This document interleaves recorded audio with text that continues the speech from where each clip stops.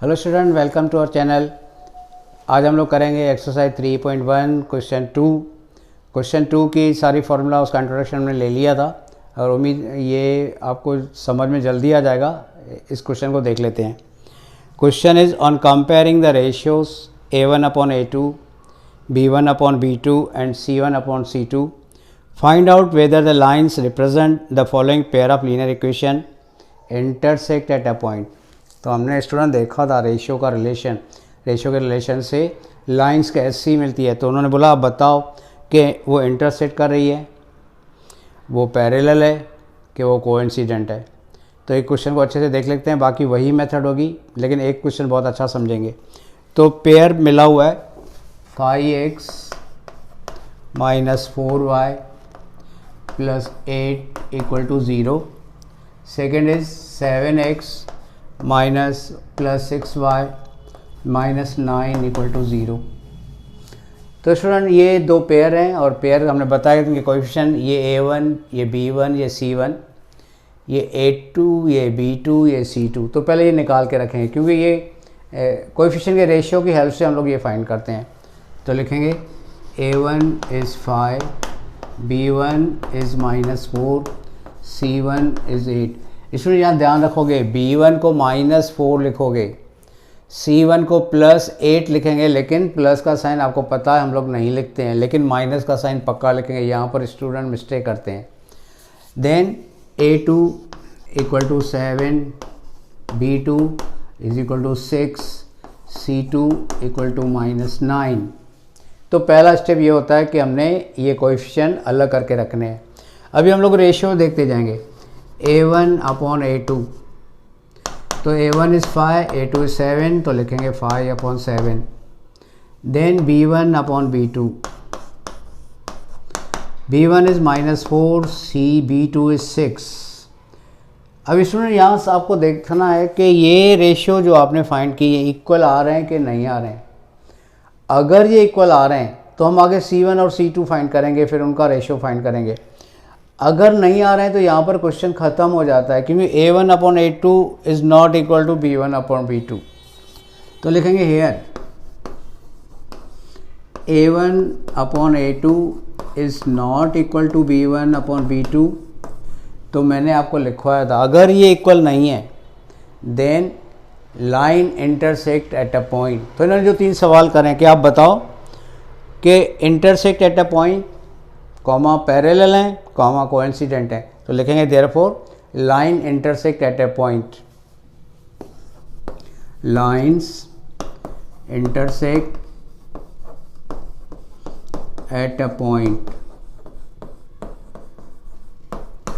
ठीक है स्टूडेंट, तो ये रेशियो की हेल्प से हम लोग फाइंड करते हैं कि वो पैरेलल्स होते हैं, वो कोइंसिडेंट होंगे, कि वो इंटरसेक्ट करते होंगे। तो उम्मीद है ये क्वेश्चन 1 समझ में आ गया। हम लोग चलते हैं क्वेश्चन 2 पर। स्टूडेंट इसमें भी सेम है, 2 इक्वेशन दे रखे हैं और बताना है कि वो इंटरसेक्ट कर रहे हैं, लाइंस पैरेलल हैं कि लाइंस कोइंसिडेंट हैं। तो पहला स्टेप ये लेंगे कि A1, A2, B1, B2, C1, C2 find करें। तो A1 is 9, B1 is 3, C1 is 12, A2 is 18, B2 is 6, C2 is 24। तो फर्स्ट क्वेश्चन में से ABC जो आता है उसको 1, 1 देते हैं। सेकेंड इक्वेशन में ABC जो आता है उसको 2, 2 करके रखते हैं और फिर रेशियो की ओर जाएंगे। A1/A2 is 9/18। स्टूडेंट टेबल लगाएंगे तो आंसर आएगा 1/2। B1/B2 3/6, 1/2। कई बार स्टूडेंट पूछते सर टेबल लगानी है, तो ये तो नेचुरल रूल है, जहाँ टेबल लगती है वहाँ लगा के आगे कैरी करो। तो देखो यहाँ पर ये दोनों इक्वल है। इसमें जब ये इक्वल आते हैं देन हम C1/C2 रेशियो फाइंड करते हैं। तो आएगा 12/24, 1/2। तो देखो स्टूडेंट ये तीनों आ गए इक्वल। तो लिखेंगे here A1/A2 is equal to B1/B2 is equal to C1/C2।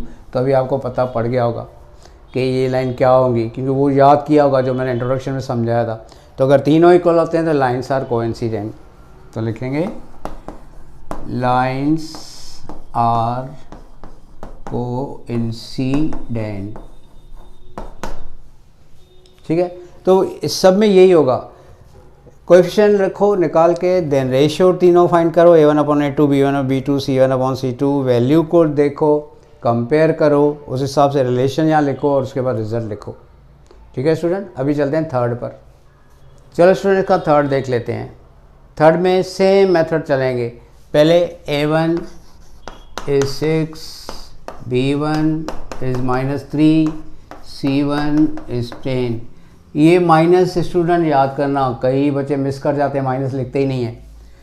Then a2 is 2, b2, अभी यहाँ पर स्टूडेंट पता है क्या लिख देते हैं, यहाँ पर y को ही लिख देते हैं, पर ये कोएफिशिएंट है, मतलब y के आगे जो नंबर है वो लिखेंगे, अगर नहीं होता है तो 1 लिखेंगे। फिर बनाएंगे ratio, a1/a2 is equal to 6/2, इसका आंसर आएगा स्टूडेंट 3। ठीक है, b1/b2, b2 देखो स्टूडेंट -1 होगा ना, -3 -1 माइनस माइनस कट गया, आएगा 3। c1/c2 10/9। तो देखो स्टूडेंट a1/a2 और b1/b2 तो इक्वल हैं, लेकिन c1/c2 इनके इक्वल नहीं है, तो लिखेंगे here a1/a2 equal to b1/b2 is not equal to c1/c2। तो अभी याद किया होगा आप लोगों ने, ये क्या होंगे, यस पैरेलल लाइंस होंगे। लिखेंगे देयरफॉर लाइंस आर पैरेलल। तो स्टूडेंट एक ही मेथड है, मैं आपको एक और बात बता दूं, देखो आगे जो भी एक्सरसाइज करेंगे 3.2 करेंगे, 3.3 को करेंगे, उसमें से कभी 3.2 में से क्वेश्चन आएगा, कभी 3.3 में से क्वेश्चन आता है, लेकिन एक बात याद करना 3.1 से कंपलसरी क्वेश्चन एग्जाम में रखा जाता है। इसलिए ये जो हमने करवाया, आपको समझाया, ये इसको अच्छे से याद करना, समझना और प्रैक्टिस करना। Thank you.